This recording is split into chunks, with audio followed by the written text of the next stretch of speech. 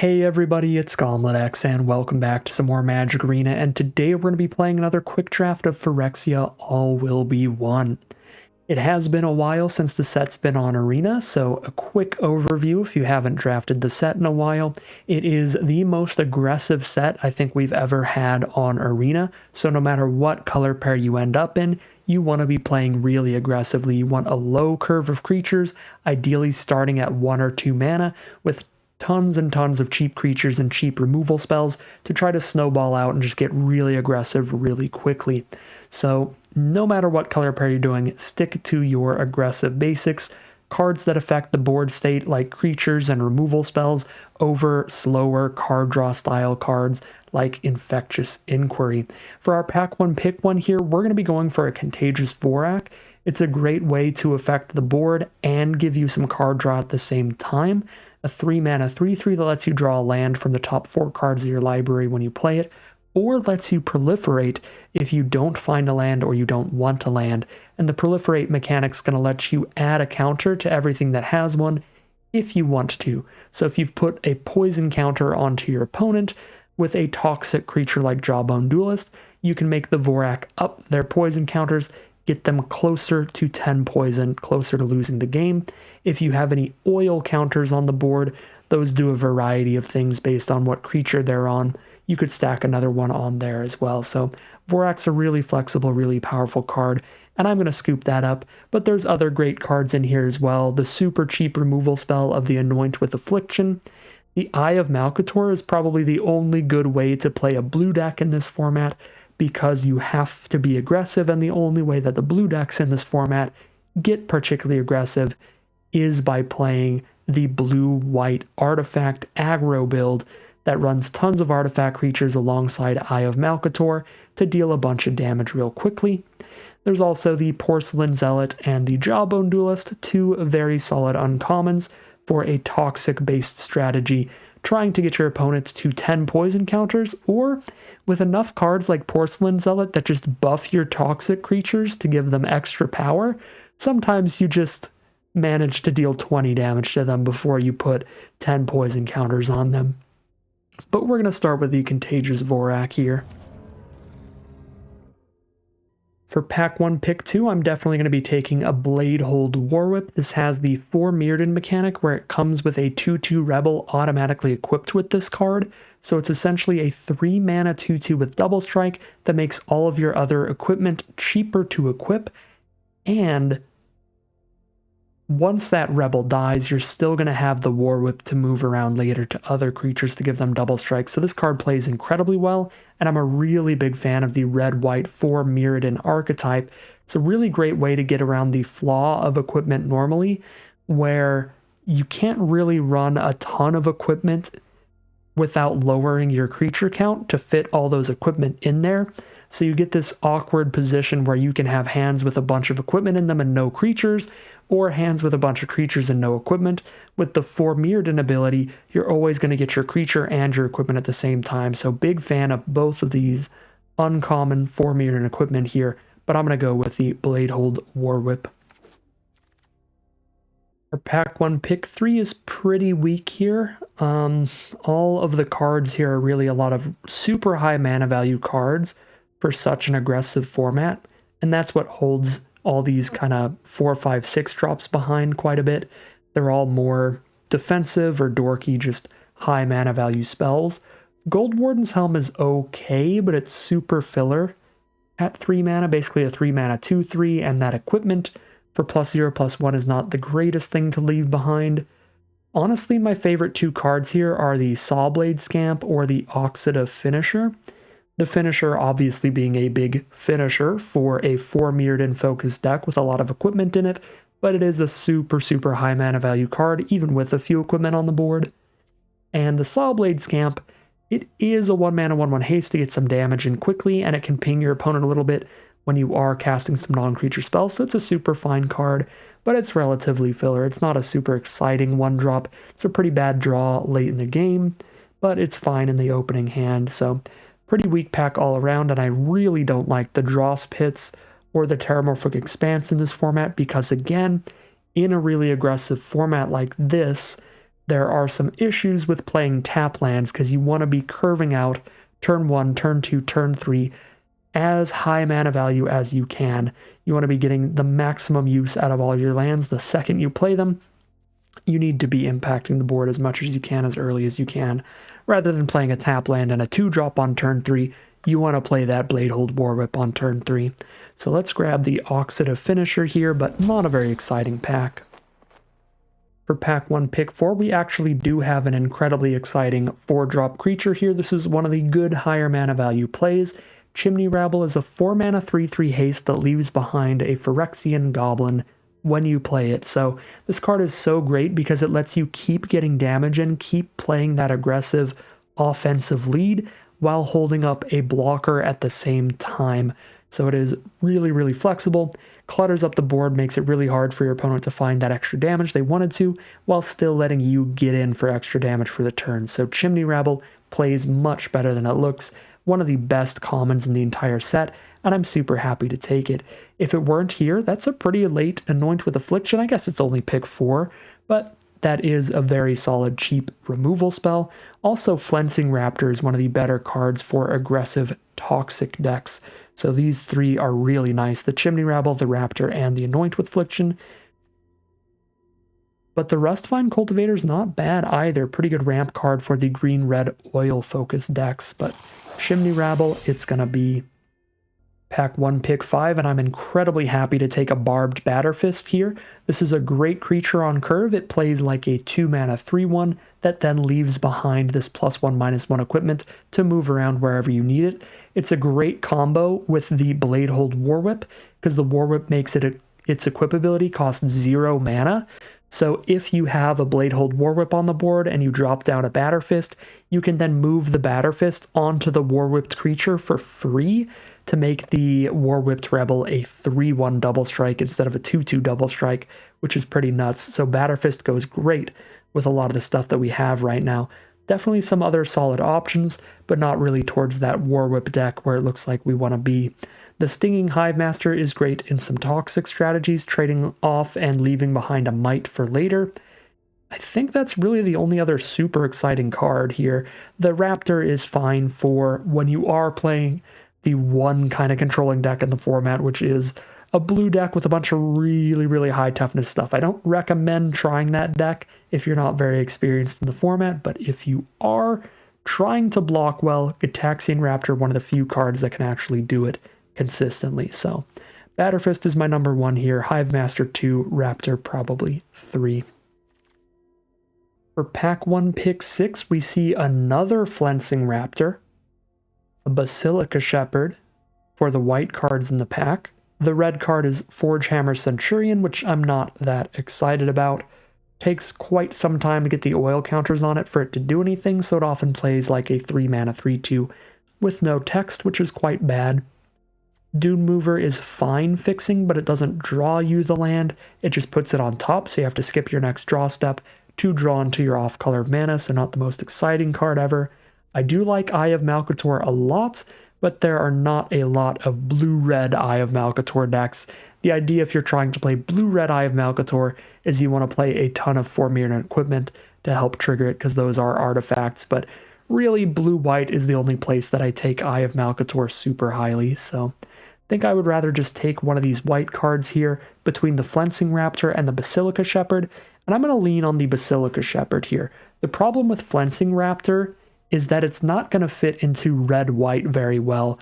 Red does not really have any toxic creatures, so it's not going to be getting that +1/+1 flying buff when it enters the battlefield if we stick to red-white. Now, if we moved to green-white with our Contagious Vorak, green does have a lot of toxic, but it's not looking super likely. We're pretty deep onto red. And Basilica Shepherd, even if you don't care about the toxic on those mites, it's still a 3/3 flyer with 2 little 1/1s ready to attack in the next turn. So it's still a lot of attacking power, even if you don't care about the poison counters. So we'll take the Basilica Shepherd.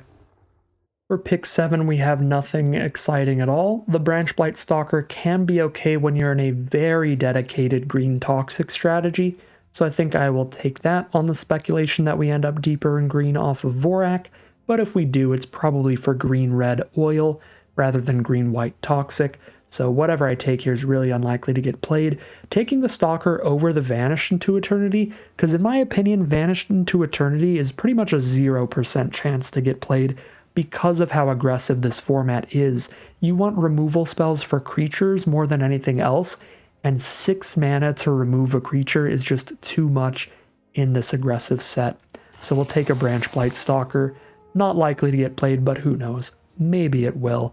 And when we get a pick 8 Crawling Chorus to go with it, maybe we do have a start towards red-white toxic.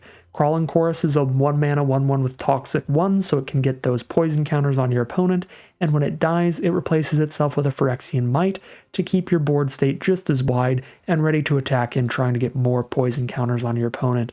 We'll take a Crawling Chorus here, and we're getting late enough into the packs that there's not much to talk about out of the other cards. It's a lot of the mediocre stuff I've been talking about before. For pick 9 now, we do see the Eye of Malcator going super late, so I'll probably scoop that up. Shrapnel Slinger is fine. It is main deckable artifact removal, but it is a very filler kind of 2 mana 2/2. I'd rather take the Eye of Malcator, which will be one of the key cards to your deck if you end up playing it. So if we get pushed into the blue-white artifacts deck, we're really going to be missing out if we don't have a lot of Eye of Malcators. If we stick to red-white for Mirrodin, we're not going to be that sad about not having a Shrapnel Slinger. So we'll take the Eye of Malcator here. For pick 10, we can go ahead and take a Mirrodin Bardiche for the top of the curve. Not exciting, but none of these cards are. Pick 11, grab a Phyrexian Atlas for some potential mana fixing, as we're really not looking like we're a black deck here for Grimnark. The Anatomist is super slow, and the Expand the Sphere basically doesn't impact the board at all for 4 mana, which is pretty bad. Pick 12 now, we can take a Leonin Lightbringer, which sort of technically is designed for the equipment deck, but really a 3 mana 3/2 is not exciting at all to pay for the fact that sometimes when you equip it, it's a 3 mana 4/3. Can still make the cut, but never a super high pick. Now we'll take a Scrap Trap for the sideboard and get a last pick Eye of Malcator, which is kind of exciting towards speculating blue. But we have opened up a Bomb Rare Pack 2 pick 1 in red, so we're sticking to that color for sure with Urabrask's Forge. This is going to spit out a 1/1 Trample Haste the turn we play it, and then that will get exiled. The turn after we play it, it spits out a 2/1 Trample Haste, that'll get exiled at the end step, then a 3/1 Trample Haste the next turn, and so on. Stacks up really quickly into a lot of damage. Urabrask's Forge, phenomenal card, easily the strongest card in the pack, and what we're going to have to take here. Pack 2, pick 2, we get a second copy of Bladehold Warwhip to kind of lock us in on that red-white for Mirrodin equipment deck, so we'll probably have to take that and go in that direction. Planar Disruption is actually a pretty great removal spell, so a little sad to pass that up, but I'm certainly going to take a Warwhip over it just for how powerful this is at its mana cost. Nothing much else here. Hazardous Blast has played pretty well in this format, again because of how aggressive it is. Getting those last few points of damage in by shutting off all blocks has actually played quite well. So the top 3 are just the on-color cards, as you can imagine, and we'll scoop up that Warwhip. For pack 2, pick 3, we get the incredibly efficient removal spell of Hexgold Slash. This is a 1 mana instant to deal 2 to a creature, but if that creature has Toxic, it does 4 damage instead. So this is a 1 mana removal spell that can trade up into 3, 4, sometimes even 5 mana creatures from any black, green, or white deck. Those are the 3 colors that overlap with the most toxic cards, and even if it's just doing 2 to a creature, it's perfectly efficient. Everyone's going to be playing some 2 toughness creatures because everyone should be a pretty aggressive deck. So we'll take Hexgold Slash here, but I think the number 2 is the Duelist of Deep Faith, just for a 2 mana 2/2 that's got first strike while attacking. But that's really it on color. I already spoke about how expensive Vanish into Eternity is, and the only other cards are some mediocre colorless spells for on-color stuff. Pack 2, pick 4, things are starting to dry up again. There's nothing really good in any color here. We'll go ahead and take the Volshock Splitter, but I think the strongest card in the pack's probably actually Gitaxian Raptor, but we're certainly not moving on to blue here. Our rare is red, which is pretty fun, but it's basically just a 3-mana 3/3. Basically any artifact in our deck we would rather just keep on the board than use it on slow bad, so just a 3-mana 3/3 on curve. Nahiri's Sacrifice is theoretically really powerful sometimes, where you sacrifice a 4 or 5-mana equipment, try to do a bunch of damage. The problem is that it does literally nothing at the wrong time, and there are some ways that you can get absolutely hosed for using this, where even if I sacrifice a 4-mana creature or something to kill 2 things, it's still a 2 for 2. I sacked a creature and I spent my Nahiri Sacrifice removal spell, so I spent 2 cards total to kill 2 cards. You're not up a card unless you're killing at least like 3 things off of it. Magical Christmas Land, when you sack a 5-mana artifact, does not happen that often. I'll just take the more consistent Volshock Splitter. Pack 2, pick 5 is going to be a very contentious one because we have a Swooping Lookout, a Mandible Justiciar, a Chimney Rabble, and a Furnace Strider. We have 4 excellent cards for this deck, so this is where we really need to look at our mana curve and take something that fills a gap in our curve. And in a really aggressive format like Phyrexia All Will Be One, you want to make sure you have tons of cheap creatures, and we just do not have that right now. We have 1 1-mana creature, 1 2-mana creature, 4 3-mana creatures, 2 4-drops, 2 5-drops, and a 7-drop. So we've got a really high curve for an aggressive strategy in an aggressive format. I think we need to take Swooping Lookout to lower that curve, and I actually do like Lookout in this archetype quite a bit because we can throw a Barbed Batterfist onto it and have this vigilant 2/1 flyer pinging our opponent every single turn. We could put a War Whip onto it and ping for 2 a turn. Could put a Volshock Splitter onto it, ping for 3 a turn. A lot of great stuff the Lookout can do when it's got some equipment on it.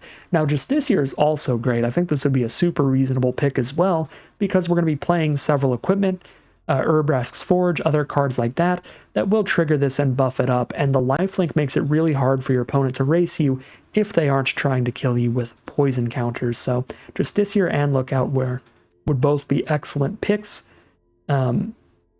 But it's got to be one of these two. Now, Chimney Rabble, already spoke my piece on it. Incredible, probably the best common, but because of our mana curve, it's got to be one of the cheap cards over the Rabble or the Furnace Strider, which is also a great card. But when it comes to the high mana value stuff, I'd just take the Rabble before I take the Strider. All right, pick 6. The only on-color card is another Volshock Splitter, so we'll take that. Most of the colorless cards in this format are not that exciting, unlike something like Brothers War, where there's a lot of like premium artifacts to keep your eye on.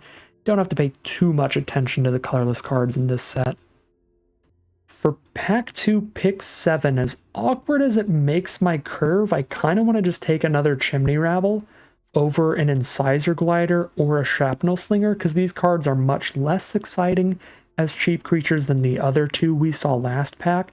The Incisor Glider could still be cool because it is a flyer to throw some equipment onto, but we're never going to corrupt our opponent to get the additional bonus from this card.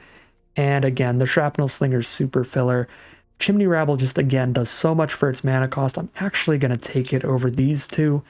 I could definitely see Incisor Glider being the pick just to be diligent and make sure we have enough 1 and 2 drops, but I'm really crossing my fingers for some better options in the next few picks.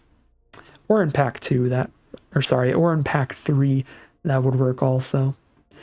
For pick 8, I already spoke about how Lightbringer's not that exciting, and I already have 4 3-drops, so I'll just take the Combat Tricky Blazing Crescendo. It's like a combat trick and you draw a card, which is kind of interesting. Just mainly when we're this low on non-creature spells, it could make the cut. And pick 9, we certainly get a much more exciting 2-drop creature. We get a second copy of Barbed Batterfist, which is excellent in this deck. We're going to slam dunk that. Speaking of cards that are actually pretty good in this deck, Against All Odds is really fun in this kind of archetype because you can flicker one of your 4 Mirrodin equipment. So you exile it, then put it back on the board. That's going to make it trigger and attach to another 2/2 Rebel. So you get an extra creature off of that, and reanimate an artifact or creature from your grave. So you can turn this into a nice little 2-for-1 where maybe you flicker your Batter Fist, so now you're getting another 3-1 that you didn't have before. And again, reanimating a creature from grave. So nice little 2-for-1 there. Really fun card, but we got to take the cheap card on curve over it. Get that Barbed Batter Fist. Pick 10, we can now take a Hazardous Blast, up our non-creature spell count, give us some ways to break through a stalled board state if our opponent manages to get some big stuff on board. I will take a Vanish into Eternity here, but it's going to go immediately into the sideboard. Draft an uncommon for Vault Progress. Draft a pick 13 Chimney Rabble. I guess we'll get that. And see what we open up in pack 3, pick number 1. So here we do have another Basilica Shepherd, which is pretty reasonable, but again, we need some more 1/2 drop creatures. So I'm going to grab a Duelist of Deep Faith here. I don't think Crawling Chorus is particularly exciting when you're not getting a lot of value out of the Toxic, so I'd rather take the Duelist where I get that automatic first strike. This is a great little synergy piece with Barbed Batter Fists, where we can turn it into a 3-1 first strike on attacks, which is super, super hard to block. So love this card here. Indoctrination Attendant's another powerful one in this kind of archetype because we can play it for 4 mana, get a 3-4 onto the board and a 1/1 might on the board, and pick up a 4 Mirrodin equipment to then recast that equipment and get another creature on the board. So it's really good at giving us a super wide board state, but we have 5 4-mana spells already, so I don't think I can take the Attendant over the Duelist. We need the solid 1 and 2 mana creatures, and we're going to take one here. And now we're starting to get a little closer to reasonable. 2 1-mana cards, 3 2-mana cards. That's still pretty low. Still pretty low, where we could take a Mandible Justiciar or a Jawbone Duelist. But the competition is Planar Disruption, which is fierce competition as just a really cheap way to get something completely pacified. Yeah, as low as I am on cheap cards, I'm also quite low on removal with just 1 Hexgold Slash. So let's grab that Planar Disruption here. Pack 3, pick 3, now we get some premium 1 and 2 mana options. I'm going to take the Exuberant Fuseling. This is a 1 mana 1/1 trample that threatens to get so much bigger as the game progresses. When any creature or artifact is put into the graveyard from the battlefield, you're giving this another oil counter, so you're buffing it up from a 1/1 trample to a 2/1 trample to a 3/1 trample, and so on as cards are dying. So the Fuseling, a 1 mana 1/1 trample, not the greatest, but as soon as one card dies, it's super worth the mana cost, and if it sticks around to become bigger than a 1 mana 2/1 trample, just feels like you're cheating. So really like the Fuseling here. The other card I love is the Axiom Engraver. I think it's a perfectly reasonable 2-drop creature, a 2 mana 1/3 that gives you this nice little card selection engine, where once you're flooding out a bit, if you're drawing too many lands, you start discarding those to draw some other cards. So Engraver's quite nice as well. But we're going to take the more aggressive Fuseling here for our more aggressive strategy. Pick 4 does not look like we're finding any playables. We could take a 3rd Volshock Splitter, but with 5 4-mana cards in the deck, it's highly unlikely we're going to play a 3rd Volshock Splitter. We're also super unlikely to play the first copy of Vanish into Eternity, so I don't think I'm taking that either. And the Orthodoxy Enforcer is just a weaker 4-mana spell than the rest of ours, so I guess the most likely is a 3rd Splitter, but that's not that likely here.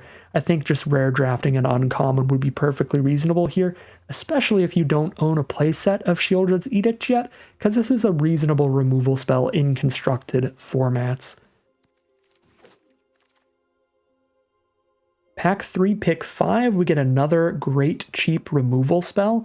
I could see an argument for taking the Mandible Justiciar again to up our 1 and 2 mana value creatures, but I think Hexgold Slash is a fantastic, super efficient removal spell. We still need 1 or 2 more non-creature spells in this deck ideally, and we've seen some other Mandible Justiciar kind of cards that we passed up on earlier that might come back around.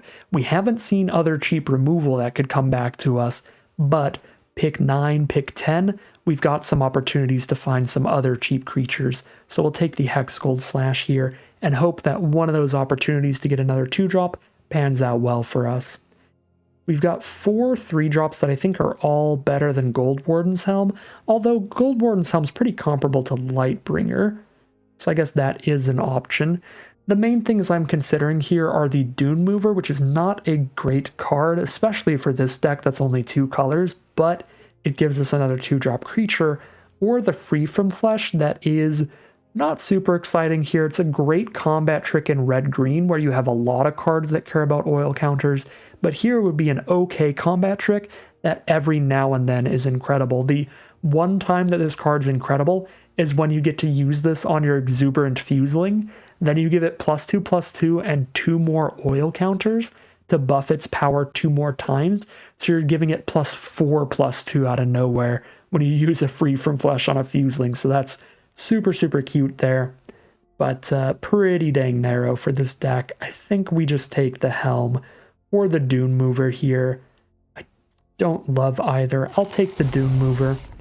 Could be our last like 2-drop if we don't find better cards, but here we go. There's a pick 7 Axiom Engraver that I already spoke about earlier. I do like the late game card selection, and being a 1/3 means it wields our equipment pretty well, particularly the ones that buff the power. So like Batter Fists turn it into a 2/2 to make it pretty reasonable at actually trading into cards. Volshock Splitter makes it actually matter, making it a 3/3 body. So I'll take the Axiom Engraver out of this one. And worst case scenario, we can just cut a Dune Mover for that. For pack 3, pick 8, I love Ichor Plate Golem in the oil decks. This is not an oil deck, it's an equipment aggro deck. We're not interested in that. What we're most interested in is just another 2-drop creature, and we'll take the evasive one that can get some extra damage and with some equipment on it. Take the Incisor Glider. Awaken the Sleeper's okay also, but it's a really expensive active treason. That's the problem with this. So unless you're a sacrifice deck, I would not really run it. As aggressive as the format is, 4 mana to steal a creature and not do anything else is not really worth it. Now the treasons in Wilds of Eldraine play really well because people are jamming down some super big creatures at the top of the curve. Creatures tend to be a bit smaller in this format. There's not a lot of slamming down a giant creature that can just kill them on the crackback. And even if there was, this does less than Ariet's Tempting Apple in Wilds of Eldraine, where you can't fling it for extra damage, and it costs more than the Wicked Fealty, the 3 mana thing.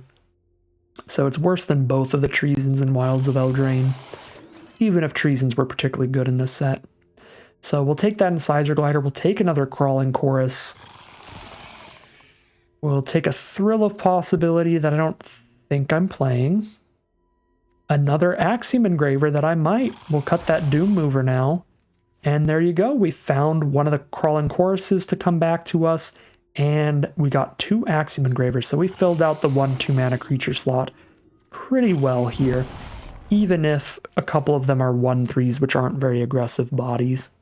Alright, so we are into the deck building now. We've got 44 cards. We can make the deck a really aggressive curve. I think we could drop a land here, but in these 4 Mirrodin-based decks, we do have a lot of high mana value equip abilities if we're flooding out to move all these equipment around to our smaller creatures. So we don't necessarily have to cut the 17th land, but I'm still pretty chill doing that here. And then cutting some of the top end like the Finisher and a Bardiche. Could also drop the Shepherd, but I think I've got plenty of equipment without the Bardiche, and I like having kind of a big flyer at the top of the curve to slap splitters onto as well. And then one more cut to go. I don't want to cut any of the non-creature cards, because as you can see with all these 4 Mirrodin equipment, it's a pretty high count. 4, 5, 6, 7, 8, 9, 10, 11, 12, 13, 14, 15, 16, 17, 18, 19 creatures. So yeah, we're just cutting one more creature out of this deck and wrapping it up there. I think for my last cut, since I did drop a land here, we have quite a high curve still with like 5 4-drops. So I'll cut one of these splitters. That also gets rid of another potential kind of mana sink sort of ability from the deck and helps lower the curve down. Average cost 2.5 now for that 16 land deck. We've got great ways to push in the final few damage with Hazardous Blast, some Hex Gold Slashes to clear the path.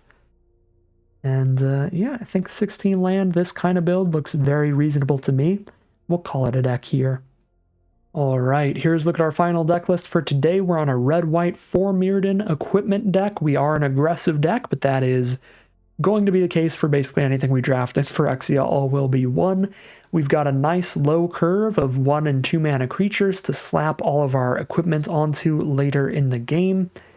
And that's just the name of the game here. A bunch of 4-metered equipment on curve to slam in with these rebel tokens and then leave the equipment behind. Quite a few chimney rebels here to jam in for some extra damage turn 4 while leaving these Phyrexian goblins behind that we can use to chump block to help win the race.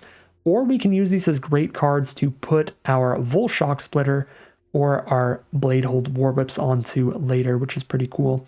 We've also got a Basilica Shepherd at the very top of the curve for a big flyer to slap some equipment onto, get some extra damage in. Just a lot of great stuff throughout the curve. When it comes to our non-creature spells, we have a lot of ways to break through with some damage with 3 removal spells between Hexgold Slashes and Planar Disruption, a combat trick with Blazing Crescendo, and then the huge bomb of Urabrask's Forge, making all these Phyrexian horrors to trample through with, and a Hazardous Blast to shut off all blocks for the turn to find the last few points of damage. So really nice looking Boros aggro deck today. We'll see how it plays out as we head into the gameplay. Here we are for game 1 on the draw and without a red source. So 2 really big downsides here. I'm going to have to mulligan, but that's not going to solve the being on the draw part. Just might find our second color of mana. Well, that's another mulligan for us, and we're going to have to start with a 5-card hand here, which is going to be an uphill battle if I've ever seen one. Keep 2 lands for the 2 cheap spells, and then our option is a 3rd land and no 3rd spell, or keep a 4-mana card and hope for the best. So we're going to keep the 4-mana card and hope for the best there. Playing against a red-white deck, let's start with the Barbed Batterfist. That will get more damage in early than the Axiom Engraver could. Our opponent's on 3 mana now, and Gataxian Raptor is the play, which is a great defensive card. And that is going to slow down our already glacially slow hand. And we're going to have to drop an Axiom Engraver and pass the turn.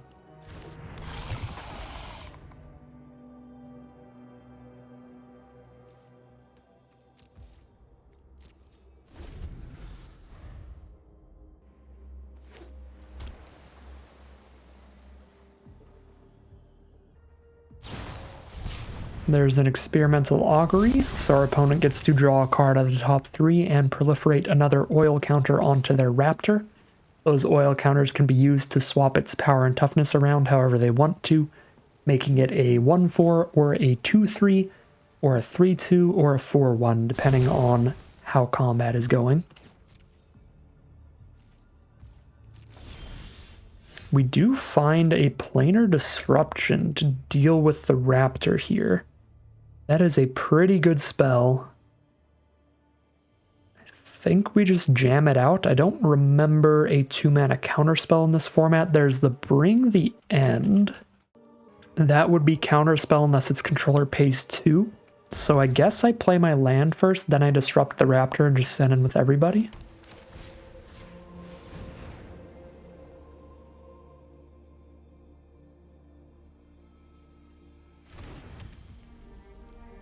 Yeah, I'm not going to discard any of these cards to draw another card, so let's jam in for 4.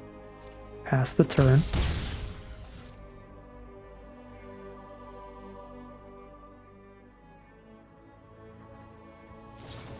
There's a Thrill of Possibility for our opponent to discard a card and draw 2.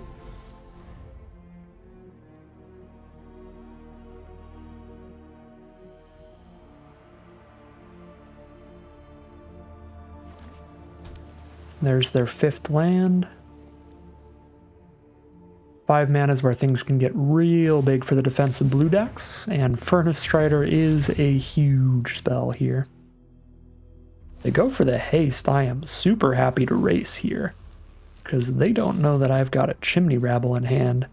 That really puts this race in my favor. Means we crack back for 7 and have a chump blocker for the Furnace Strider. That is going to be the play. Do I hold the Engraver back or get 1 more damage in here? If I hold the Engraver back, I can discard the Crawling Chorus to draw a card, because it's not very good here. I don't think it's horrible though, because it can give me a chump block and still leave me with just as many attackers the next turn, So I will just cash in another point of damage from the engraver. Put our opponent down to 9. And our opponent is already, if they don't kill any of our creatures, dead to a Hazardous Blast after we cast our Crawling Chorus, because then we'll have 9 power on board, and if they can't block at all, having 9 power on board is enough to kill them. So Hazardous Blast very quickly looking to be one of the best draws in our deck. There's their own Chimney Rabble. Fantastic spell here.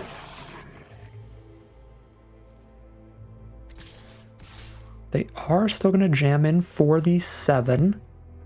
I can Hexgold slash their 1/1 and hit as hard as I want next turn. Make it pretty hard for them to survive another swing, even without a Hazardous Blast. So I can play Hexgold Slash and Lean in Lightbringer, or Hexgold Slash and Crawling Chorus. Think I slash the 1/1.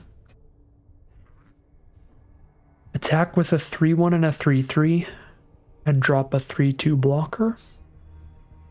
We hit them down to 6 and trade into the engraver.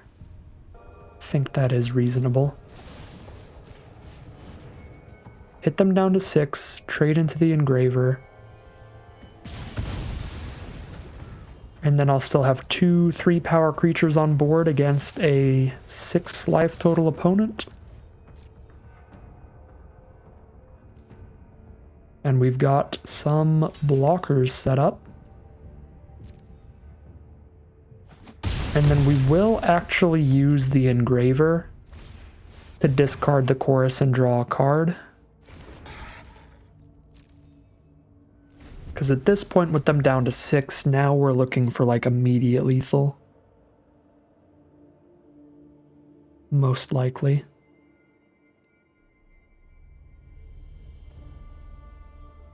So Batterfist on Lightbringer does make it a 5 power creature against the Furnace Strider. It would be a 5/2 with a Batterfist on it. Which is pretty nice. Together, we are unstoppable. There was somebody following the stream there.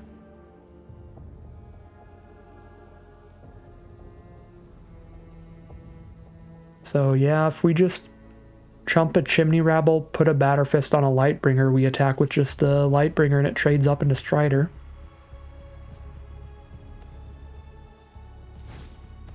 There's an Unctus's Retrofitter, just as a 2/3. They don't have any artifacts on board.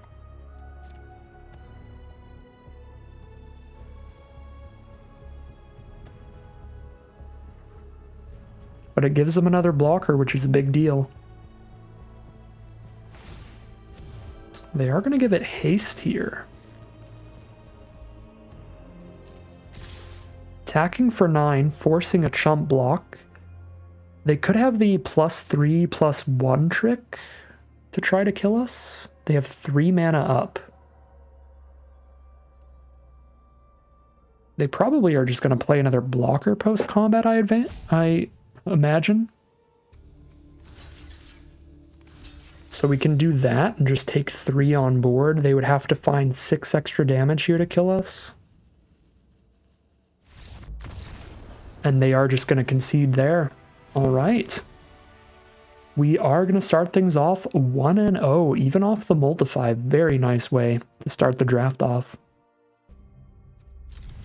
Here we are for game 2 on the draw again. There's a Bilious Skull Dweller from our opponent, a 1-mana 1/1 Death Touch Toxic. I'm going to immediately kill that. The Death Touch means it'll trade up into one of our bigger creatures later in the game no matter what, and if they get a few points of Toxic on us, that can trigger all of their corrupted spells, which get more powerful when we have 3 or more poison counters on us. Start things off with our Barbed Batterfist, since it hits for the most damage by itself, but I could see an argument for the Duelist of Deep Faith, since it would be able to attack in the most positions. But I'm happy to send my 2-drop into their 3-drop, even if they will get a Phyrexian Might token left behind, because that Might is just a 1/1. that I can block with my 2/2 or my 1/3 body here. Let's jam out.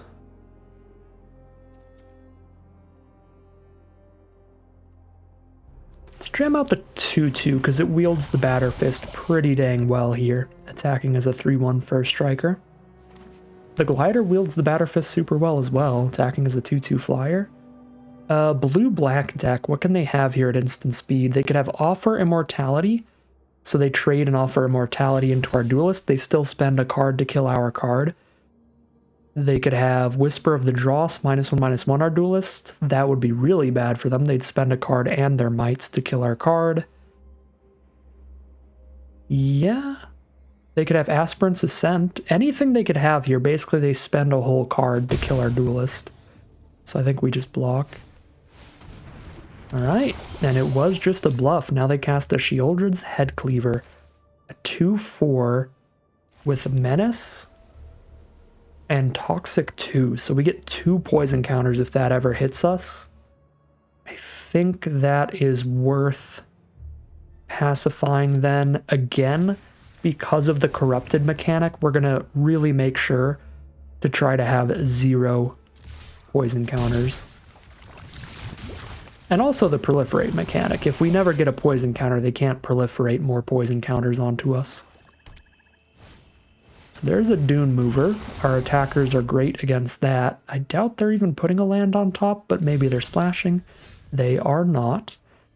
Okay. I ran out the Chorus rather than equip the Batter Fist last turn so that we can try to get them corrupted quickly for Incisor Glider to get that buff going, which could be really nice. But this turn, I can now cast the War Whip and equip the Batter Fist for free. And so I will certainly do that. Jam in with these creatures that are both great attackers into Dune Mover. The only way they kill one of our creatures is by blocking the Crawling Chorus, losing the Dune Mover, and we still get a Phyrexian Might back if they do that. So boom, we have corrupted our opponents. And Incisor Glider now buffs our entire board, including itself, whenever it attacks. What makes Incisor Glider so nice in black-white and green-white. I will snap block with my double striker because we kill it in first strike damage without losing a creature, and our opponent will concede right there. We are now 2-0 heading into game 3. Here we are now for game 3 on the draw, 3rd time in a row. Love to see it, baby. The hand is great again, though. We have a Swooping Lookout turn 1 and a Batter Fist turn 2. We can get a Fist onto the Lookout, get a lot of extra damage in there. There's a Thirsting Roots from our opponent to grab whatever basic land they need, put it into their hand, and they are going to grab a fancy mountain, a Chandra Mountain. I'm going to play the Lookout turn 1. There's certainly an argument for just holding up a Hexgold Slash, but I think I just want to get my damage going in an aggro deck like this. They play the mountain and they don't have a 2-drop, which means we can just curve out for now. Poke for 1 and drop the Batter Fist.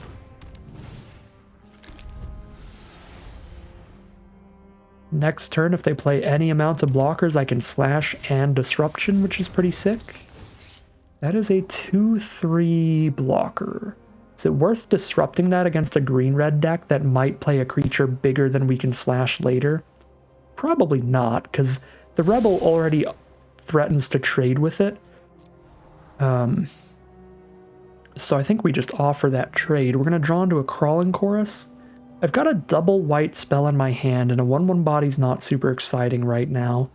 I think I scry away looking for just higher mana value spells or planes here, ideally. And there is the planes, so we know we'll have the mana we need. Turn 5. And yeah, I think we just attack a 3/1 into the 2/3. Rather than trying to spend any removal on it. And if they don't block, that's cool too.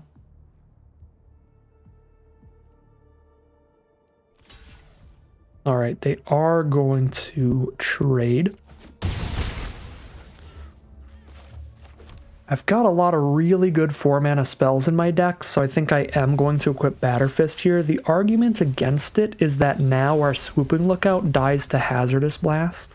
They could spend 4 mana to deal 1 to all our creatures and kill it, but that's spending 4 mana for a 1-for-1 removal spell. So it's not the end of the world. Alright, and they are going to drop a Chimney Rabble, which is going to jam in for 3. And let's, fingers crossed, see if we draw one of our many 4-mana spells. We do. We draw our own Chimney Rabble, which is absolutely perfect. I clicked too fast, though, and forgot to play it pre-combat, but that's fine. It would have been better to attack with it, but there is an argument for just holding it on blocks. So it's not like this is the worst play in the universe, a massive punt or anything, because I'm sure there are some players that would be like, well, I don't even want to attack with it on this board anyway.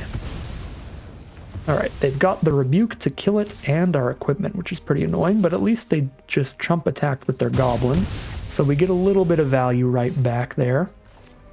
14 life to 16. We can even that out with an attack here, but dropping Basilica Shepherd is not going to give me a good block still, unless I try to double block, which seems a little sketchy.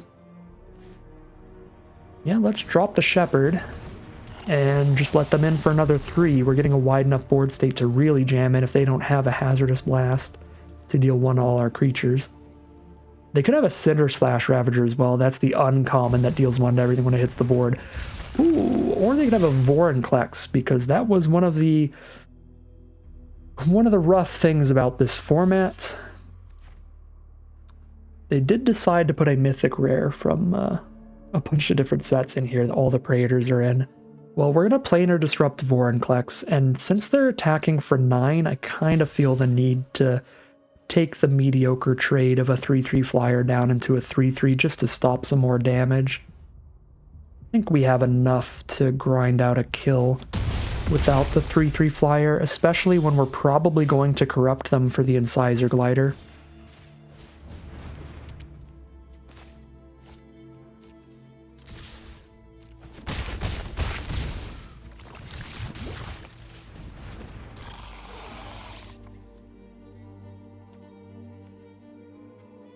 Oh my god, we're not going to corrupt them because Vorinclex halves the counters we put on them. We have to hit them 3 times with 2 toxic creatures to corrupt them. I was wondering, I was like, did it just glitch? These both have toxic 1. Why did it only put 1 poison counter on them? Because Vorinclex. They were about to get 2 poison counters, so it halved it. Well, at least it didn't just stop the poison counters altogether by like triggering off of each toxic ability that's triggering, having 1 to 0 twice in a row. It just saw that they were going to get 2 poison and reduced it to 1. So at least we got a poison counter onto them. That's a start. Here's a Contagious Vorak. Draws into a land for them and gives them a 3/3. Very nice card. And another Vorak, some really solid value from our opponent, and now our ground attacks are not happening anymore. Things are looking pretty bad over here. We're hitting for 2 a turn. They're threatening to hit for 6 a turn. And we're drawing lands when we really don't need them.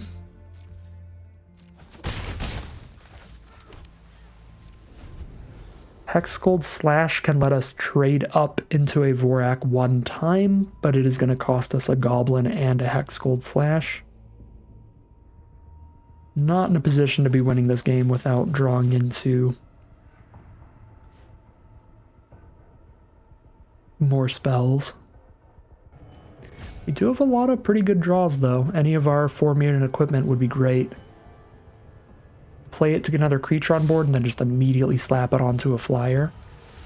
Low enough life total, we are going to have to go for the Hexgold Slash trade here. Going down to 5 for now.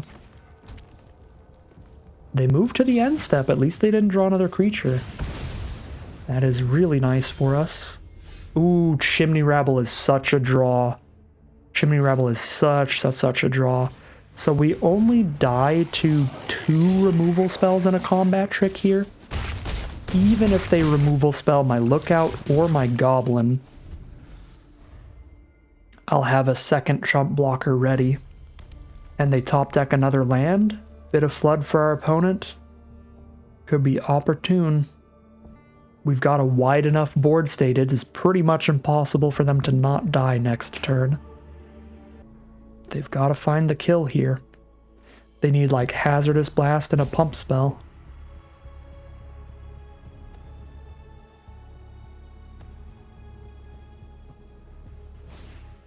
Kuldotha Cackler, there's a trampler on the ground. If they can give it haste, that would be massive.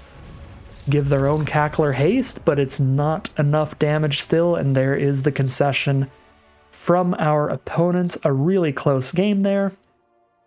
But luckily our opponent floods a little extra there. Now, a couple of their lands were drawn off of Vorax, so that doesn't really count as flooding, but just hitting a land and an Awaken the Sleeper was perfect. Chimney Rabble being the MVP, the draw of the game. Such a good top deck. Really showing off the power of Chimney Rabble, completely changing the tide of that game there. We are now 3-0 heading into game 4. Here we are on the play for the first time for game number 4. We can't afford to keep this hand as much as I'd love to keep an Urabrask's Forge. The one land is much too risky. This is now a 2-lander with an Urabrask's Forge, and that's a slam keep, getting rid of the 4-drop Chimney Rabble, maybe even playing an Engraver turn 2 just to turn stuff into lands and guarantee a turn 3 Forge. But if I draw the land, naturally, I'm gonna just play my 3-1 to get extra damage in, and naturally cast a turn 3 Urabrask's Forge, and that will be huge. Alright, 2-2 Rebel token for a 2-1 Dune Mover is going to be a fair enough trade, but we want to play the Forge pre-combat to give it as many oil counters as possible, so make sure you always cast your Urabrask's Forge main phase 1. That is a play that would be a really, really big punt. Unlike the Chimney Rabble, that was just like a minor punt there earlier. Alright, let's get a 3-1 double striker here to block the Hive Master. And actually, since I can equip for free later, I'm going to keep it as a 2-2 so that it doesn't die to -1/-1 removal, like Whisper of the Dross. Because once it loses Summoning Sickness, I can just put the Batterfist on it for free next turn anyway. So this way they can't just, again, -1/-1 it with Whisper of the Dross, which is a common in the set. Okay. Now, Fuseling plus Urabrask's Forge is pretty insane, so let's get that on the board. That is going to make sure the Fuseling just keeps getting bigger while we are losing those tokens.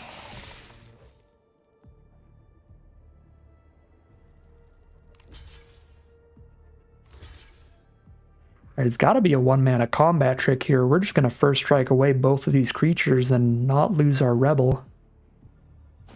Alright, they are just going to take all that damage. They are down to 8 life now, and let's slam down everything else on board. Boom.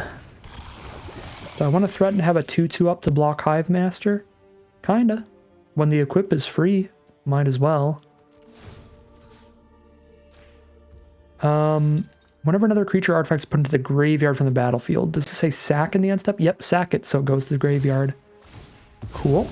I don't have to put the Batterfist on it to get the Fuseling combo going. So yeah, let's just threaten to have two power blockers here so they can't just kill one and get the Hive Master in. There's a Long Legs for a Proliferator and a dorky little reach creature. Let's move the Batterfist back. We know what we're doing. Get that massive trampling 4-1 in there as well. No other good attacks right now, but that's fine. We'll be able to play a Lookout, which is going to wear all of this equipment quite well in the future. They do have the Anoint for our Rebel token, sadly. But the 4-1 trample is going to get damage in. The 5-1 trample next turn is going to get damage in. The Forge is really doing its job here.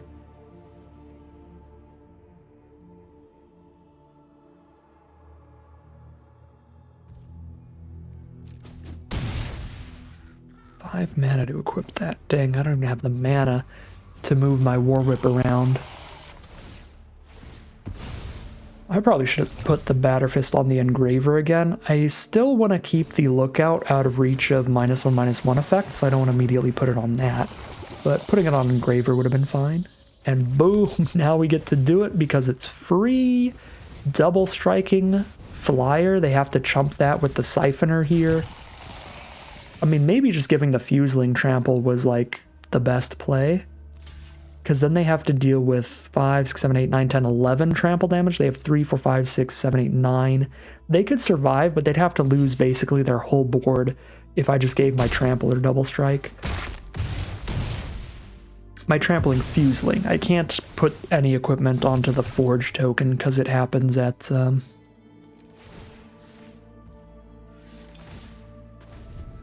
my combat step, and I can only equip at sorcery speed. But yeah, maybe probably should have just put the War Whip on the Fuseling there and forced a massive chump. But that is still going to end the game. We find a 4th victory. We are 4-0 heading into game number 5. Here we are for game 5. Back on the draw, we've got a turn 1 Fuseling, turn 2 Incisor Glider, or Axiom Engraver. Turn 3 Lightbringer, certainly a keep here with both of our colors and 2 lands. And there is the 3rd mana.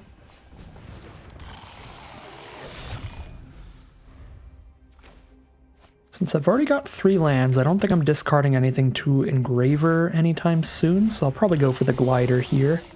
Ooh, a War Whip turn 3, that seems nice. I'm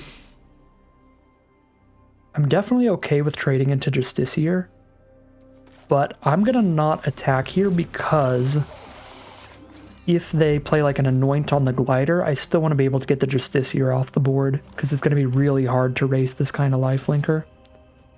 Okay, this, they could actually have decent combat tricks for, I think. What's in the set again? Okay, Anoint doesn't matter. Black Sun's Twilight doesn't matter. That would already just destroy our creature.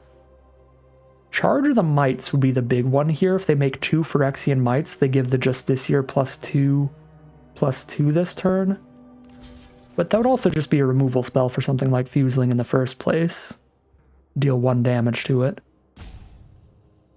Complete Devotion's just +2/+2. Offer Immortality. Yeah, anything they could have here that would kill the Fuseling would just be trading their 1 combat trick for my 1 Fuseling anyway, which I'm cooler with than doing that to the Glider, because if I block with the Glider and it's Charge of the Mites, that would be really bad. Now Charge of the Mites is still rough here, but not as bad as if I put Glider there. Alright, cool. So we get the Charge of the Mites out of the way so that we know that they're not going to be using that as a removal spell later. And now we can jam out a First Striker because of Double Strike. And then I'm threatening 2 excellent blocks again. I think I do play around removal here because of how important that Justiciar is to kill, as it will be, again, impossible to race them if that lifelinker sticks around. So there's a Dune Mover.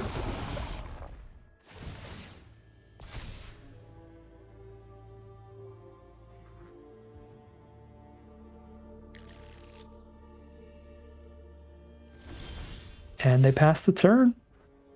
So now I can play an Engraver and hold up a Crescendo. That feels pretty good to me. We just attack with the Double Striker as our best attacker. Play an Engraver, and I've got multiple 3 toughness blockers against that Justiciar with a Crescendo if something weird happens. Wouldn't be enough against another Charge of the Mites to save our creature, but it would be enough to kill the Justiciar and still trade.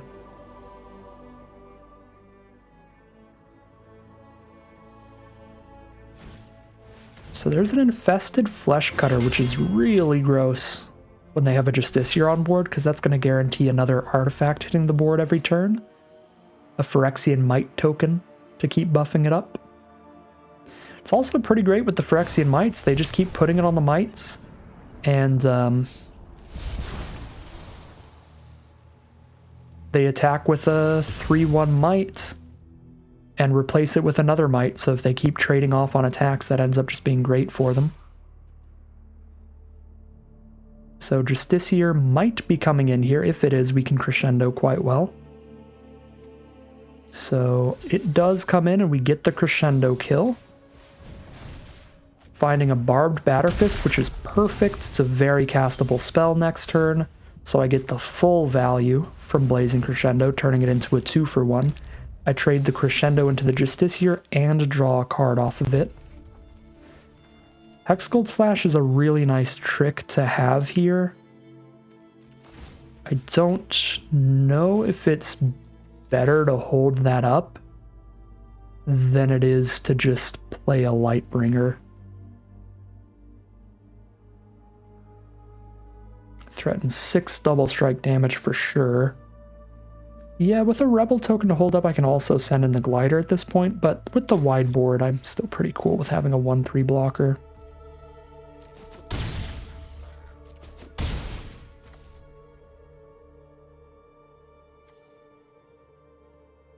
I'm actually going to put my shields down for a turn. I'm just going to play the Lightbringer.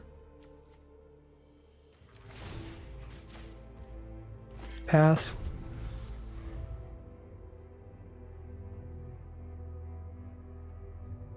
None of their creatures on board are cards I want to slash. I guess if they spend all their mana to put a Flesh Cutter onto a Mite, then it might be okay, because we're kind of making them skip the turn there.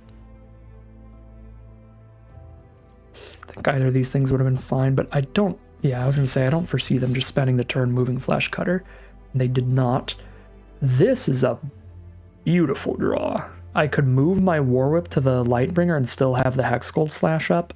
Now, the fact that they held all this mana up means they might just have removal for Lightbringer. They could have the Anoint with Affliction, 2 mana to target it, and then 2 mana to pay the ward.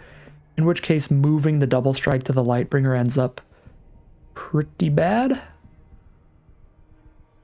And I guess, best case scenario, even if the War Whip does get to move to the Lightbringer, all I'm doing is forcing them to chump with Dune Mover.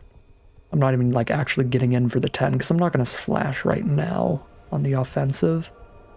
So I think to play around the Anoint, I probably just jam in with this Rebel again and just hold the Lightbringer up on blocks for now. Because if they did not have something here, then they definitely would have just equipped the Flesh Cutter, because otherwise they're spending all 4 mana on absolutely nothing anyway.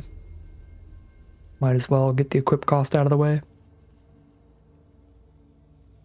I think I'm going to hold the Incisor Glider back still, as a pretty solid blocker against 1/1s and 2/1s. Okay, we are going to trade with our Rebel. Ooh, Complete Devotion. Can I get the 2-for-1? The reverse 2-for-1 on them with Hexgold Slash. Vanish into Eternity our equipment for the double strike. That does work. Alright. 4 Mirrodin decks are the one deck that the Vanish into Eternity actually ends up working pretty well against. Or the one archetype, I should say. Well, now my Batterfist costs mana to move around too, which is awkward. Alright. Well, I do want to have more 2 toughness creatures. So we actually want the Batterfist off of the 2/2 Rebel just for blocking Mites in the future in the first place. But let's hold the land in case we draw another Axiom Engraver. Alright, there's their 5th mana. They're just going to spend 3 to move a Flesh Cutter over. They're going to go to combat. They are going to go to combat. I am going to Hexgold Slash that because I do not have good blocks. So I don't want them to just loop the Mites on us. They have 2 mana left. No blockers on their board. There's an Incisor Glider. That is a blocker on their board, but it is not a good one for our Lightbringer. Even if I don't buff it. And it's not a good one for the Rebel if I do. Also. So if I Batterfist or Rebel, I can attack with both these, threatening to trade into Glider and just hit for 3. But my own Glider just bounces off. Cool. Put them to 8 now. They're probably going to put a Flesh Cutter on their Glider or a Might or something here. Not great for me. Just gonna move this back to Lightbringer.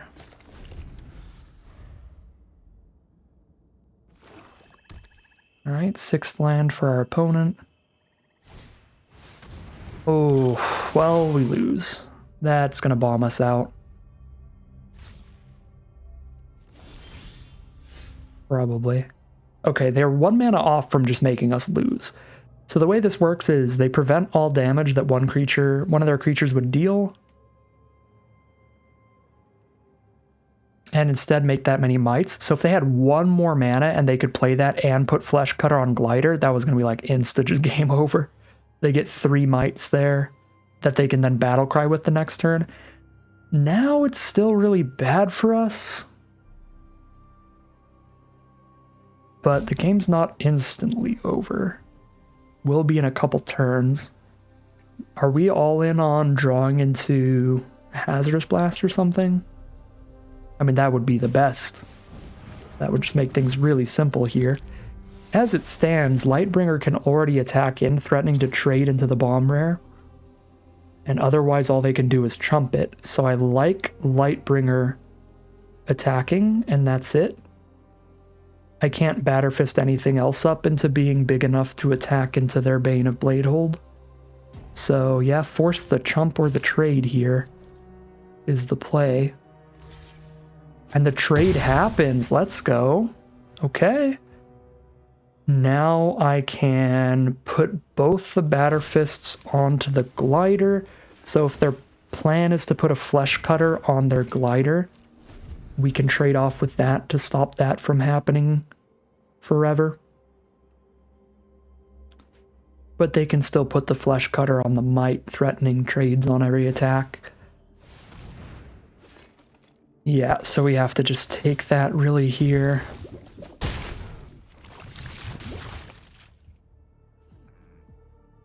The Flesh Cutter's not giving them any more blockers, so we get to keep putting the Batterfist back onto our 2/2s and attacking with 3/2s against their 1/3. Looks like they might have drawn something here, though.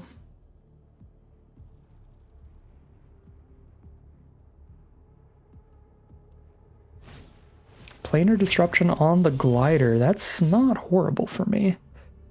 Volshock Splitter is a great draw. That takes 7 mana to play and equip, though, which would mean that I only attack with 1 Rebel this turn. So is it better to attack with 1 4/2 Rebel this turn or 2 3/2s? I guess I can still attack with 2, or not 3/2s, but 3 1s. And that's definitely better. Attack with 3 1s. That is a great draw. Because if they trade, their only blocker is gone. And then next turn I just attack for lethal if they don't top deck another creature.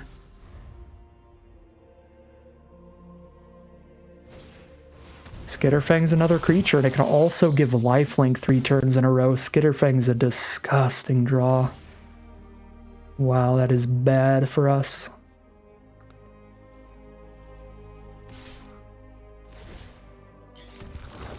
Everybody's been hitting some gas here.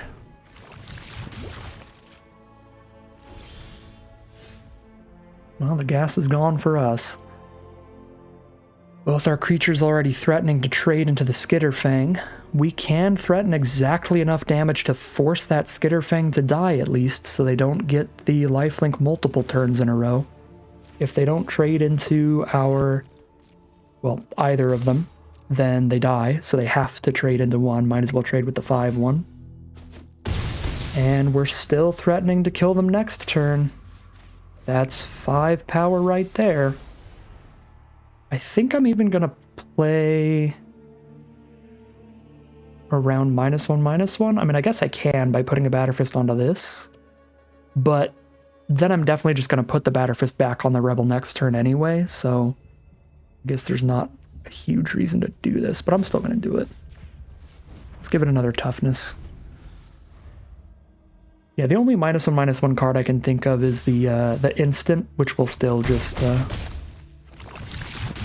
kill this when I try to attack with it. Ooh. But now Urabrask's Forge, which helps us play around the -1/-1 instant by threatening lethal without putting a Batterfist onto our 4/2. Alright, and they missed on the final draw regardless. And yeah, I mean, I guess we still would have lost if they had the -1/-1, the Whisper of the Dross, because then they could have -1/-1 the Horror or the 4/2 and just taken 4 damage, went to 1. They would have proliferated a 6th poison counter onto us and then attacked us for exact toxic lethal.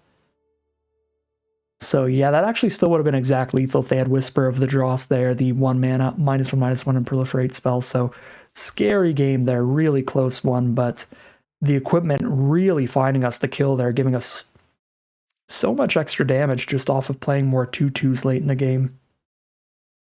We are now 5-0 heading into game number 6, still undefeated. Here we are now for game 6 with another forced mulligan, and this will be a keepable hand. Actually, I think I ditched the Engraver here, weirdly enough. Probably would rather just Batterfist, Glider, Rabble.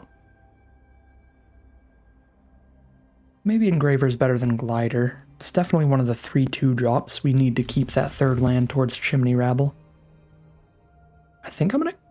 I guess no way to get corrupted here. Maybe Engraver. I like having like one evasive card though. Could be wrong. Could be wrong, but I'm keeping the Incisor Glider, the Barbed Batterfist, and the Chimney Rabble with my 3 lands. And there is the 4th mana for the Chimney Rabble. 3rd Plains is awkward. Double red would definitely be better. Ooh, opponent on the play with a turn 2 Armored Scrap Gorger. So they're going to be casting 4 mana spells while I still only have 2 mana available. They just play a land, drop a 4-drop here, and Scrap Gorger can very much just take this from us. Mana Dorks on the play can really put you miles ahead.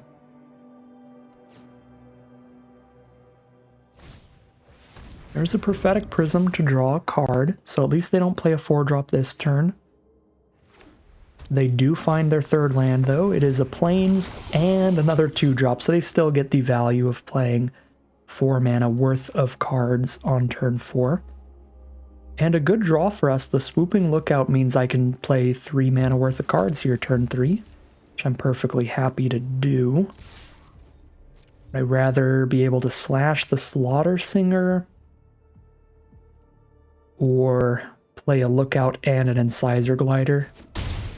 This doesn't buff it doesn't buff itself, so I think I'd rather just play an Incisor Glider and a Lookout. And if they don't blow up my Incisor Glider or buff their Slaughter Singer with another spell, they won't be able to attack in with it well anyway. I don't need the slash to stop a Slaughter Singer attack here. They do have a Basilica Shepherd in the sky, 3/3 flyer with 2 Might tokens, and the Might tokens are really good with the Slaughter Singer. Probably good enough to justify holding up the Hexgold Slash so they don't attack with this as a 2/2 and 2/2/2 Mites on us. But if I jam out a Chimney Rabble, I'll have a 1/3, a 1/2, and a 1/1, and I can stack up double blocks pretty well on the Singer. Even if I let the Mites through. Kind of a hard choice. Just one in doubt. Just jam in, maybe? With our aggro deck. Just jam in here.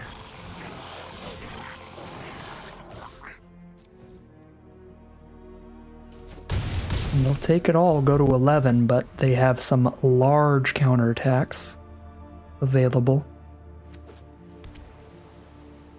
4 color here. They find 4 different colors of basics naturally and a prophetic prism and armored scrap gorger. So really great draw for our opponent mana-wise.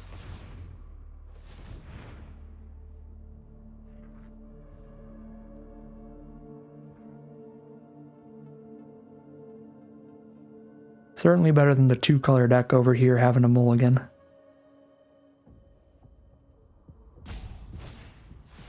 There's a Ruthless Predation to buff the Singer and kill the Glider, which is gross here, because that gives the Singer a viable attack where it's not going to die. Yeah, Predation's kind of like the perfect removal spell for this combat.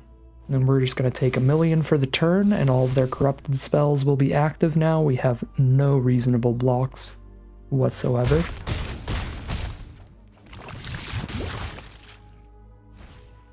There's a Phyrexian Atlas.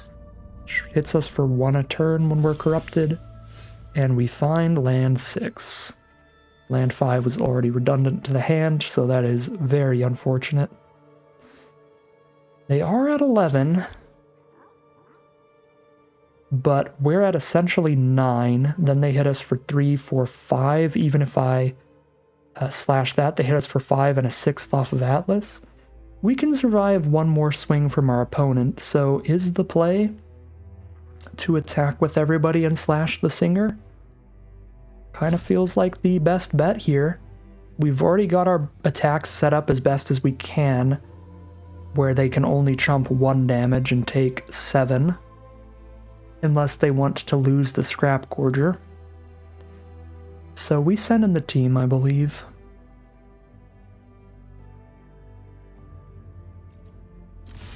Basically gotta hope to draw into anything next turn to help turn the tides and find lethal in 2 swings.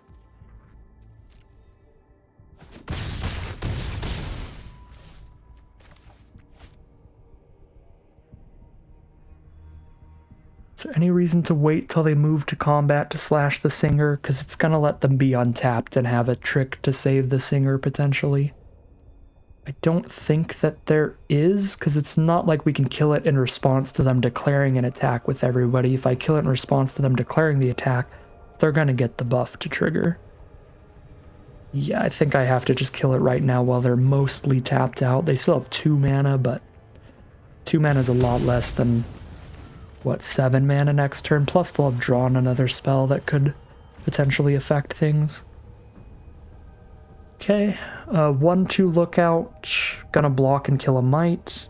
2-2 lookout doesn't block any better. We pass the turn, keeping the Batter Fist where it is. They are down to 4. A lot of draws in our deck that if we don't immediately die here, could definitely find lethal on our opponent.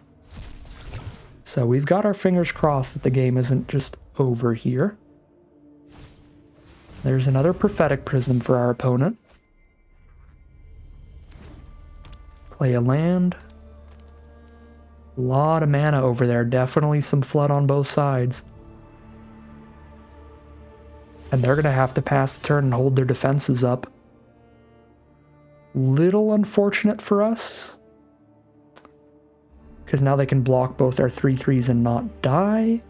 But if their last card in hand is not an instant, then we can just attack with the whole board and they're forced to block both the 3-power creatures. So I think I send in everybody and hope that last card in hand is not an instant. If it is, they are going to get another kill on one of our creatures here, but if it's not an instant, this way we force them to lose both of their 3 toughness creatures and both of their only blockers, which is huge.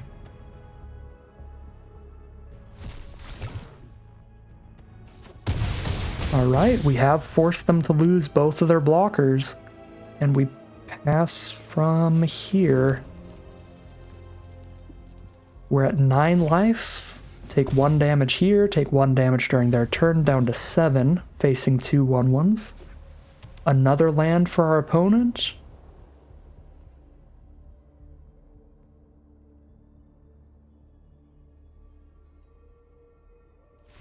And a large amount of flood from our opponent means we are going to win Yet again, undefeated 6 rounds in. We're heading into the final boss with 3 rounds in the chamber. Here we are for our first attempt at a final boss. We are on the play, but with one of our more defensive 2-drop creatures, so we're not going to capitalize on that with a ton of extra damage, but still, being on the play does increase the power level of a turn 4 Chimney Rabble quite a bit. We're going to be playing this on essentially our opponent's turn 3, so even if we aren't immediately capitalizing on being on the play, being able to resolve Rabbles earlier, Lightbringers earlier, still does provide extra damage. Our opponent is on double white for now, 2 planes on the board, dropping a Mandible Justiciar. That card, as we've seen before, is really threatening if they manage to play some extra artifacts. It can be really hard to race it. So I could just hold up the Hexgold Slash here, because if they play any artifact next turn, I won't have great blocks. I suppose trading a Lightbringer into it is not horrible for me. I'm definitely tapping Engraver to discard the 5th land, draw a card here, whatever I do. I suppose it's pretty reasonable to just be mana efficient here and go for the Lightbringer into Justiciar trade if they play an artifact, because Justiciar is a big enough deal in a race to trade my higher mana value card into if they just main phase play an equipment of some kind to trigger the +1/+1. Triple white so far. They are probably stuck off of a second color. There's another Justiciar. Alright, this is going to be a much longer game than we would prefer. Trade that Lightbringer off. No matter what, they're going to be gaining at least like 6 life to start it off. Okay. We find an Engraver, so I can Chimney Rabble it up, which makes it so if they don't play another artifact next turn, their attack's pretty terrible. And even if they do, I can double block with a 1/3 and a 1/1 if we expect them to just be playing sorcery speed artifacts. They hold a bunch of mana up for a Charge of the Mites. I don't think we can really afford to double block when they're threatening to buff up a Justiciar to 3 toughness. But we'll see. We'll see what's up here. There's a Jawbone Duelist. And a Duelist of Deep Faith. No artifacts means no attacks for our opponent. And I am very into that. Chimney Rabble still looking like a very solid attacker on this board. Could play another Engraver and a Crawling Chorus and hold up a Slash if things get funky. I like that. I like that a good amount. Send in that Chimney Rabble. I guess if things get funky on blocks, I could even proactively use the Hexgold Slash to clear out 2 of their creatures without losing my Rabble. I highly doubt they're going to try to double block right now, though, against all this open mana, and they don't. So let's play the Axiom Engraver, let's play the Crawling Chorus, and pass there. And now I've got 3 ways to get rid of my 5th land to draw another card. There is 1 5-drop in this deck, so if we draw into a Basilicus creature, that's going to be awkward. Or whatever the Basilica thing is called. There's an artifact this turn for our opponent's Justiciar. I think we still have super solid blocks here. Just block it with a 1/3 and a 1/1, and they just kill the 1 oiled up Engraver. Atraxa's Skitterfang is super uncool. I'm going to full control mode, and I'm shooting that before it can trigger and give a special ability. That has got to die. The flexibility of that card's really good, because they could give flying to the Justiciar when they move to combat and just get 4 damage in and gain 4, and it just keeps doing things for the rest of the game, so no, we're just going to clear that out. Now, because it's also an artifact, I guess they'll still get the 4 life gain here, because I don't think I'm triple blocking, am I? I guess theoretically I can triple block with 2 Engravers and a Chorus, and they can kill 1 Engraver and a Chorus, which isn't horrible. Still don't think it's worth it. I think I just take the 4. But really good race for our opponent. They go back to 21, we go down to 16. Okay, there's land 5. I think I've got enough creatures on board to use an engraver. Main phase 1, there's land 6. Use our other engraver during their end step here. Now they could block Chimney Rabble with a 1-3 and a 2-2, so their blocks do start getting reasonable, but we are still threatening to have our own instance with all our mana up.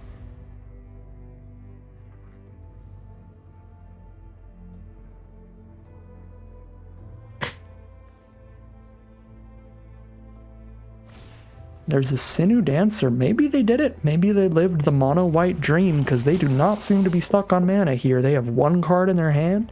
Unless that 1 card, they've only drawn 1 off-color card. They just look full mono-white. Send in the team with 1 card in hand. Could be +2/+2. The +2/+2 trick here.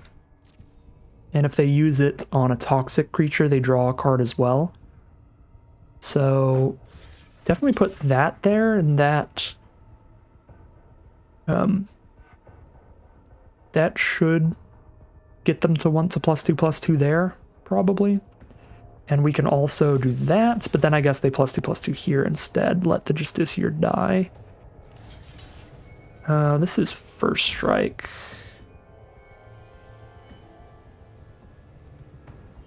Yeah, I guess it's 1 card in hand. It can only save 1 of these, unless they have the +2/+1 to everybody. In which case we lose both these cards, but it's not the end of the world because Chorus replaces itself at least. I think blocking like this is reasonable, even if it is +2/+1 to everybody. I lose 1.5 cards here. Okay, cool. Glad I didn't go for more blocks than that. Find another Chimney Rabble.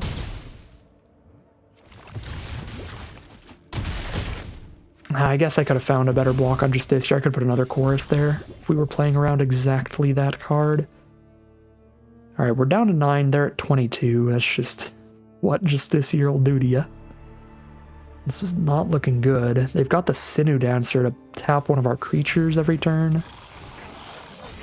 Alright, well, this can't block. These definitely gotta jam in. We will have a 1-3 get tapped down by Sinew Dancer, then Jawbone Duelist gets a good attack in, but I can put a 1-1 on their 2-1, take 3 damage elsewhere. I might have to be on full blocks here and just take a damage every turn from Incisor Glider for now. We just have to win the top deck war. Holding a single Chimney Rabble back does give us considerably better blocks, because then they can still tap the Chimney Rabble, but I have the 1-3 for the 1-1 double strike. I think this is fine.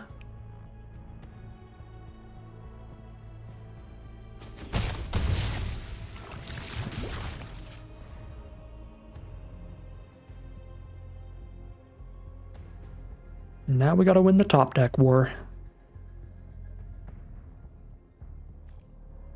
On the plus side, we've dug through a few more lands than they have so far. Should help our non-land count a little bit. Swooping Lookout, that is an excellent draw because it buffs Justiciar and it's another flyer when I don't have any. So very nice start to the top deck war for our opponent. We'll see if we can keep up in our draw step.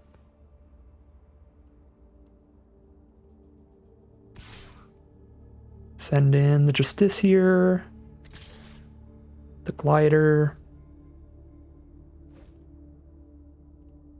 Alright, I mean, I'll trade a 1-3 into a Justiciar. Seems good to me.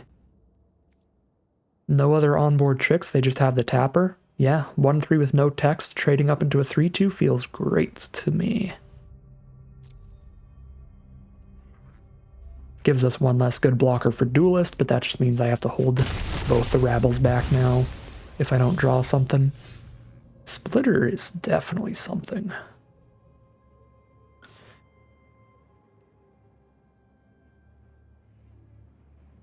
So I can attack with one Chimney Rabble. But then they can tap one down now and one down during my next turn. I guess I gotta just split or pass, probably.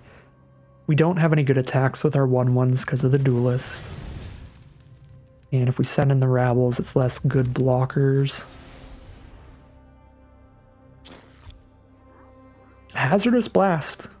I've said this in every single game, and we have not drawn it a single time, but Hazardous Blast would be a premium draw here. Not because we'd immediately lethal them, but we'd kill their Sinew Dancer and their Jawbone Duelist and hit with whatever we want for a turn. That would absolutely turn the tides. There's a Planar Disruption off the top for the Chimney Rabble, which is pretty great. Sending a Duelist a Deep Faith, since they got the tap last turn. That's disgusting. First strike 2 of our 1/1s or our 2/2 here, but we kind of have to deal with this. So I don't just take 4 and get closer to getting corrupted, because that's going to buff their Glider and the Sinew Dancer, and if the Glider gets buffed, the game's over. So they can kill 2 1/1s or 1 2/2 here. They probably do trade up into the 4/2. Cool. There's our own Incisor Glider with a Volshock Splitter on board. That's theoretically a big deal, but that stupid little Sinew Dancer gets to keep tapping our Glider instead. So because they're basically forced to tap the Glider here, if I play it and equip it, we get a free attack with Chimney Rabble because they won't be tapping Chimney Rabble this turn.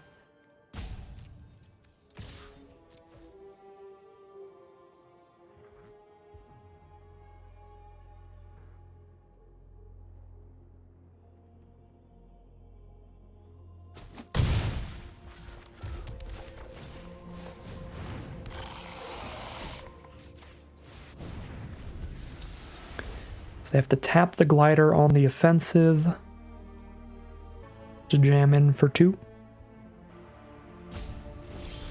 They're just going to pass the turn, and we find a Planar Disruption. Huge deal. Can finally just disrupt the Sinew Dancer, and then I know I've got blockers. I mean, I guess not this turn. They tap Incisor Glider and get another 2 damage in one last time.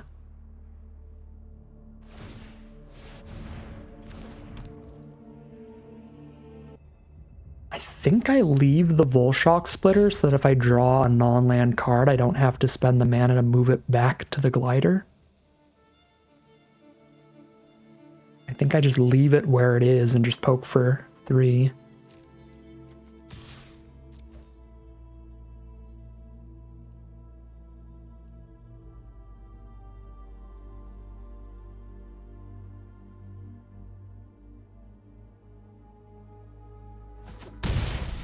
Alright, very, very slowly trying to even things out here. Flensing Raptor off the top. Wow. Well, they didn't miss. They did not draw into a 6th land even this game. Okay. Flensing Raptor could have been in their hand last turn, and they were trying to find the Sinew Dancer kill for it. But, I mean, even just finding that in the war is rough for us. Alright. Certainly lost the top deck war there. I think we were doing about as much as we could, but opponent might be on, since they're mono-colored, they might be on like a 14-land deck or something. Just gives them way too much gas in the long run. Really open draft pod for white there from our opponent. Disgusting deck, gonna knock us down. Unfortunately, no undefeated 7-win run today. We are 6-1 heading into the second round of the final boss. Here we are on the play for our second chance at the final boss, and this looks like a really, really egregious hand to get going with. We've got a turn 1 swooping lookout, we have a Hexgold Slash to remove one of their threats, and then we've got the War Whip and a Chimney Rabble for some premium later game spells. Excellent looking hand here. All right, start things off with our turn 1 swooping lookout and pass the turn.